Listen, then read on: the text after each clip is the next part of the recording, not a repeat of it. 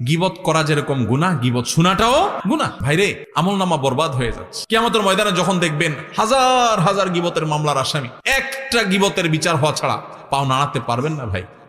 সেদিন আফসোস করবেন, আল্লাহর কসম, একটা গীবতের গুনাহ আমলনামা থেকে মুছতে পারবেন না। কিন্তু দুনিয়াতে এখনো সুযোগ আছে।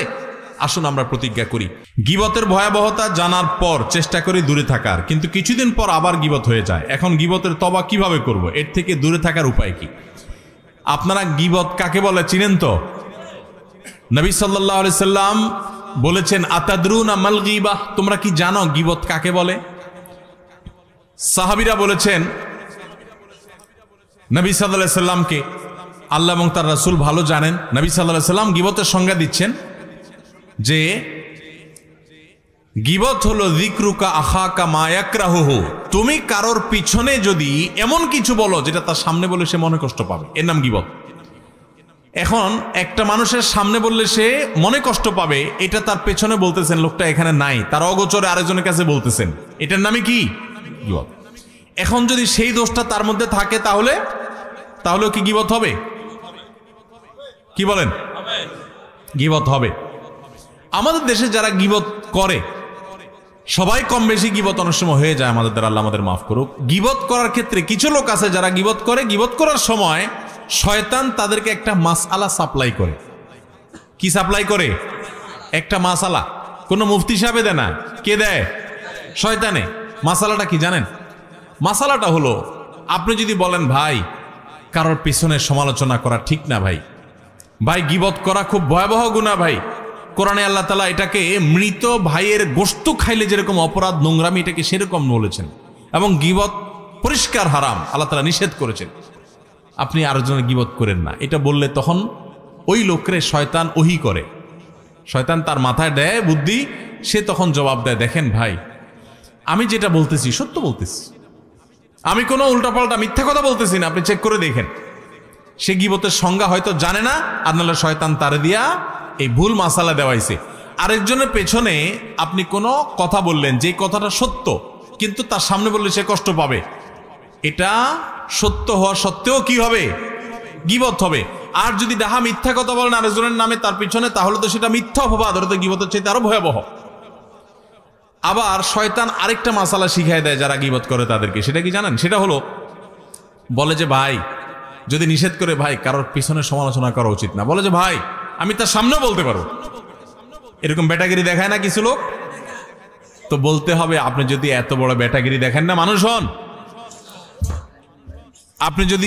আপনি যদি এত বড় বেটাগিরি দেখানো মানুষ হন, তাহলে তার সামনে গিয়ে বলেন, পিছনে কেন বলতেছেন? ইসলাম বলে মানুষের প্রশংসা হবে পেছনে, আর তার ভুল ত্রুটির সমালোচনা হবে তার সামনে। ভালো করে শুনেন, মানুষের প্রশংসা করতে হবে পিছনে না সামনে? পিছনে।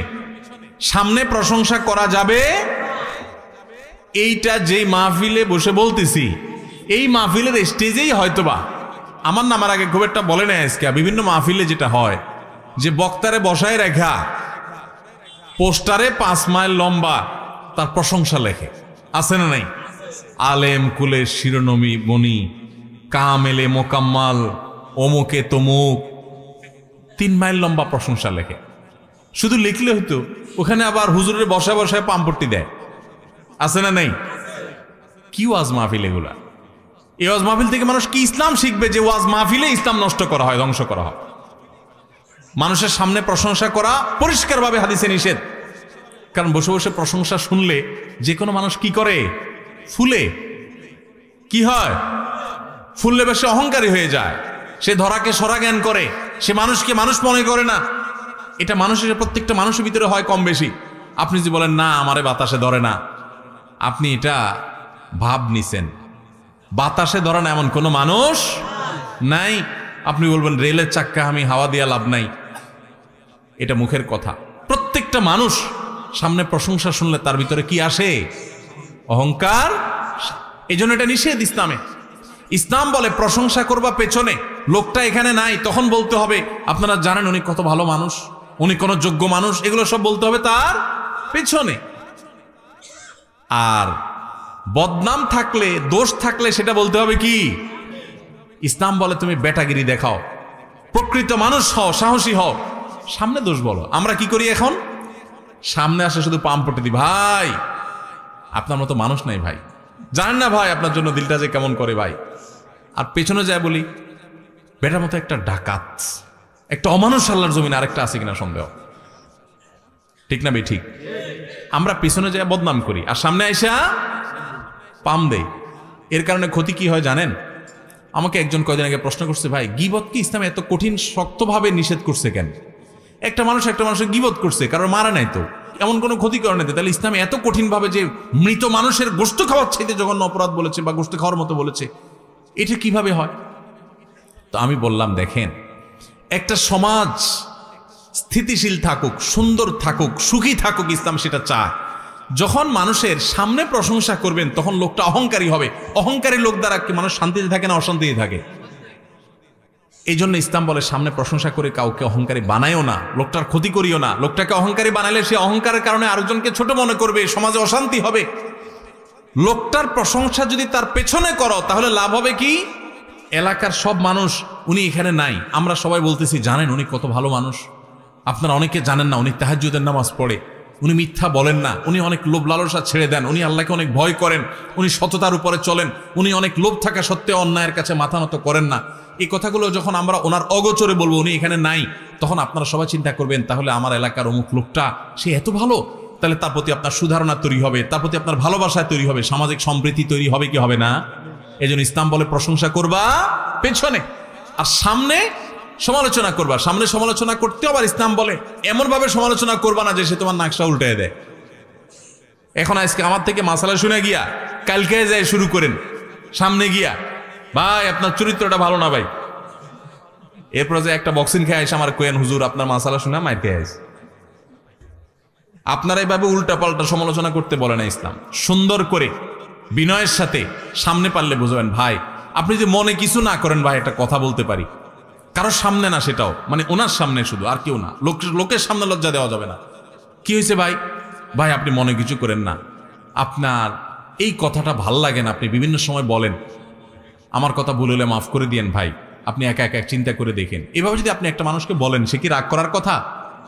হয়তো মুখটা একটু কালো হয়ে যাবে, কিন্তু সে আপনার উপরে চড়াও অন্তত মায়ের অন্তত খাবেন না।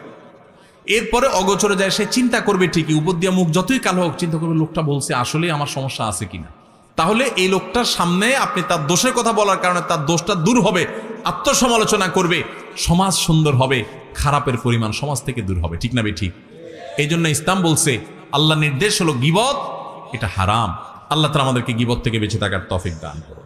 এখন প্রশ্ন হলো এই গীবত থেকে, এটা থেকে বেঁচে থাকার জন্য আমি কি করব, বা আগে গীবত করে ফেলেছি সেগুলো কি করব? কোনো মানুষের গীবত করে ফেললে আল্লাহর কাছে তার জন্য মাপ চাইবেন। আমি ওনার গীবত করে ফেলছি এক্সাম্পল স্বরূপ, তাহলে আমি বলবো ওনার কথা, আল্লাহ আপনি ওনাকে মাফ করে দেন, ওনার ভুল ত্রুটি ক্ষমা করে দেন, ওনার রুটি রুজিতে বরকত দান করেন, ওনার জন্য বেশি বেশি দোয়া করবেন। এটা গীবতের কাফারা ইনশাআল্লাহ। আরেকটা হলো গীবত হয়ে গেছে, তওবা তো করবেন, এই লজ্জিত আল্লাহর কাছে মাপ চাইবেন।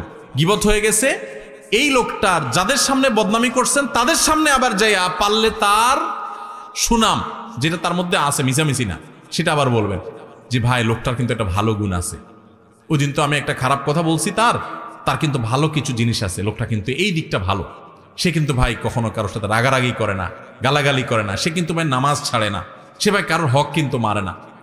তাহলে এটা কিছুটা হলেও তার ক্ষতিপূরণ হবে।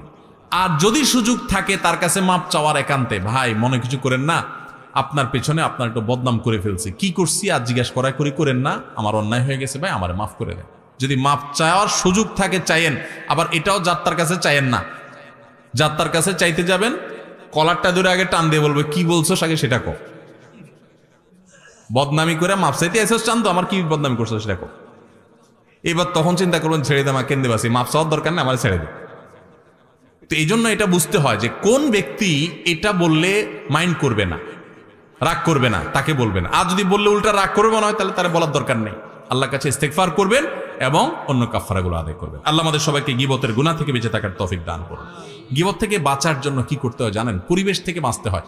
আমি যখন মাদ্রাসায় পড়ি, অনেক ছোট ছিলাম, দাড়ি গজায় নাই তখনও, চট্টগ্রামে হাটাজারি মাদ্রাসায় পড়ি, আমার মনে আছে আমার এক ছাত্র ভাই ছিলেন, কুমিল্লা বাড়ি, নাম আব্দুল কাইয়ুম, জানি না কোথায় আছে কি করে, কোনো যোগাযোগ নাই, কিন্তু আমার খুব কাছের ছাত্র ভাই ছিলেন, একই ক্লাসে আমরা পড়তাম। তো আমার সেই ক্লাসমেটটা খুব মোত্তাকি পরহেজগার ছিল, অনেক বেশি মোত্তাকি পরহেজগার। এ আল্লাহর বান্দা, আমার এখনো মনে আছে যে ছাত্রদের মধ্যে 2-4 জন একসাথে হইলে আরেকটা ছাত্রের ব্যাপারে অনেক সময় সমালোচনা হয়, গীবত হয়। কারণ গীবতটা তো শয়তান এখন আমাদের কাছে ঘি ভাত করে দিছে। গীবত এখন কি হয়ে গেছে? ঘি ভাত। ঘি ভাত, গরম ভাত আর ঘি যেরকম টেস্ট হয় না, গীবত করতে ওইরকম টেস্ট লাগে। গীবত না করলে আমাদের ভালোই লাগে না, মজলিস জমেই না। মানে কয়েকজন 2জন আছেন, তাহলে 3 নম্বরটা নিয়ে খোঁজাখুঁজি না করলে আমাদের ভালো। শয়তান এরকম করে ফেলছেন আমাদের কাছে। তো আমাদের মধ্যে কখনো কোনো বন্ধুকে নিয়ে, কোনো ক্লাসমেটকে নিয়ে, কোনো টিচারকে নিয়ে, কোনো স্টাফকে নিয়ে বা কাউকে নিয়ে যদি সমালোচনা হতো, আমি প্রায় সময় দেখতাম যে আমার সেই ছাত্র ভাই, আমার সেই ক্লাসমেট ভাই আব্দুল কাইয়ুম ভাই, উনি ওই মজলিসেই স্টেট প্রতিবাদ করতেন। বন্ধু বান্ধব বলতেন, দেখেন আপনারা মানুষের পেছনে সমালোচনা বন্ধ করেন, না হলে আমি উঠে যাব। বন্ধ যদি করতো তো ভালো, না করলে সে কানে হাত দিয়ে উঠে চলে যেত, এবং প্রায় দিন এই কাজটা করত। তখন আমার মধ্যে এক ধরনের প্রেরণা জাগ্রত হতো যে মাশাআল্লাহ, হারাম থেকে বাঁচার জন্য কত চেষ্টা। তো যে ভাই প্রশ্ন করেছেন, এবং যারা অনেকে, গীবত করা যেরকম গুনাহ, গীবত শোনাটাও গুনাহ। এজন্য যে মজলিসে থাকবেন, গীবত শুরু হলে সেখান থেকে সরে যাবেন, পারলে সেখানে গীবত বন্ধ করবেন, আর না হলে নিজে সরে যাবেন, শুনবেন না। ভাইরে, আমলনামা বরবাদ হয়ে যাচ্ছে। কিয়ামতের ময়দানে যখন দেখবেন হাজার হাজার গীবতের মামলার আসামি, একটা গীবতের বিচার হওয়া ছাড়া পাও নাড়াতে পারবেন না ভাই, সেদিন আফসোস করবেন। আল্লাহর কসম, একটা গীবতের গুনাহ আমলনামা থেকে মুছতে পারবেন না। কিন্তু দুনিয়াতে এখনো সুযোগ আছে। আসুন আমরা প্রতিজ্ঞা করি, আমরা সমাজটাকে সুন্দর করি।